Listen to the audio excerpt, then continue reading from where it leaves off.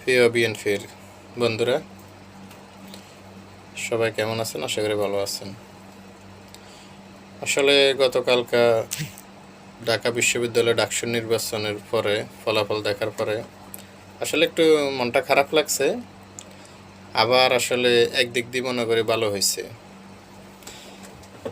এই দিক দিয়ে বিএনপির যারা অতি আত্মবিশ্বাসী, অতি উৎসাহী, তাদের জন্য এটা একটা মেসেজ যে অতি আত্মবিশ্বাস লয়ে বসে থাকলে যে সামনে নির্বাচনে বিএনপি যে ভালো একটা কিছু করিয়ে লাইব সেটা সম্ভব না। মানুষের সাথে, সাধারণ মানুষের সাথে কানেক্টেড হইতে হইব, সাধারণ মানুষের কাজে আসতে হইব। আপনি রাজনীতি করেন, আপনার রাজনীতি যদি আপনার আশেপাশে সাধারণ পাবলিকের যদি উপকারে না আসে, এই রাজনীতি করার কোনো প্রয়োজন নাই।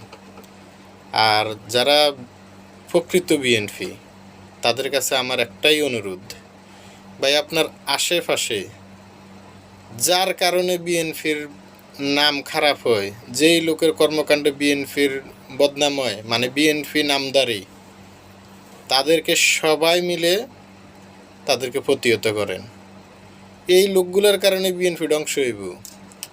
বিএনপি করে যেখানে 1000 জনে, ওইখানে দেখা যায় হয়তো 2 জন খারাপ আছে, 1 জন খারাপ আছে বা 5 জন খারাপ আছে। তাহলে এই 5 জনের জন্য 1000 লোকের বদনামি, এই 2 জনের জন্য 1000 লোকের বদনামি।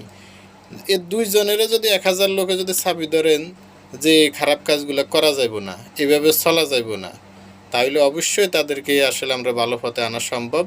দলের সুনাম আগের মতো ধরে রাখা সম্ভব হইব ইনশাআল্লাহ। আশা করি সবাই অন্তত এই একটা বিষয়ে সচেতন হন, আপনার আশেপাশে বিএনপি করেন না কাউকে অপকর্ম করতেও দিবেন না, আর ওইগুলোকে সহ্য করবেন না। তাহলে দেখবেন বিএনপি আবার আগের জায়গায় ফিরে আসবে।